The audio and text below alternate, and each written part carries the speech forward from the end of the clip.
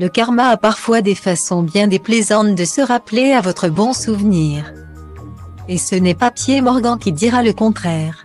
Le journaliste et polémiste d'origine irlandaise qui compte parmi les plus farouches détracteurs du prince Harry et de Meghan Markle devrait se souvenir longtemps de la douloureuse leçon.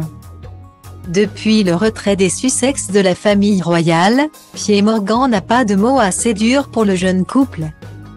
Au lendemain de l'entretien accordé par les parents d'Archie et Lilibet à Oprah Winfrey.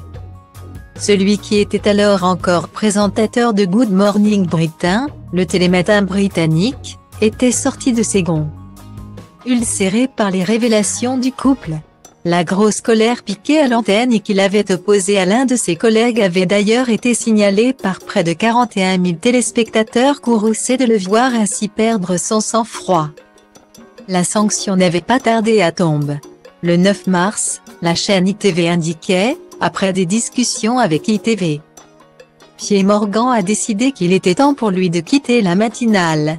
La chaîne a accepté sa décision et n'a pas d'autres commentaires à faire. Si nombreux sont ceux sous le charme de Meghan Markle, ce n'est donc pas le cas de Piers Morgan qui raconte volontiers ses échanges avec l'ancienne actrice datant de l'ère pré-Harry. Elle m'envoyait régulièrement des mails avec les scénarios des épisodes dessus. J'étais content de l'amitié que nous étions en train de développer, a-t-il notamment raconté avant de rajouter qu'elle avait cessé tout contact avec lui du jour au lendemain. Rancunier, estimant qu'il doit son départ de la cultissime émission britannique à la fille de Thomas Markle.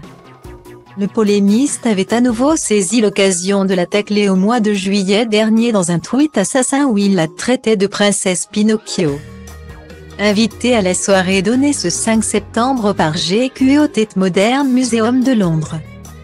Piers Morgan a soudain eu une désagréable surprise, l'apparition vidéo du prince Harry depuis les États-Unis.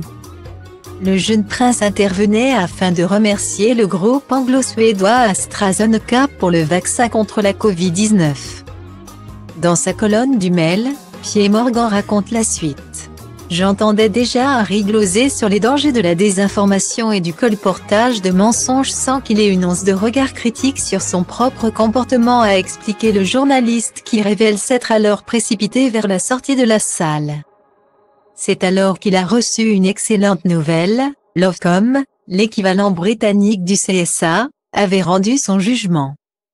Et estimé que certains propos qu'il avait tenus sur Meghan Markle lors de sa grosse colère télévisuelle relevaient de la liberté d'expression.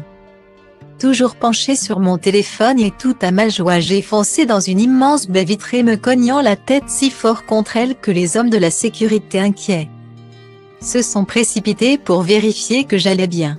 Piers Morgan est donc passé de l'euphorie la plus parfaite à une crucifiante douleur. Récoltant au passage une belle entaille au-dessus de l'œil droit. Une chose est sûre, il ne faudra pas compter sur la duchesse de Sussex pour venir jouer les infirmières.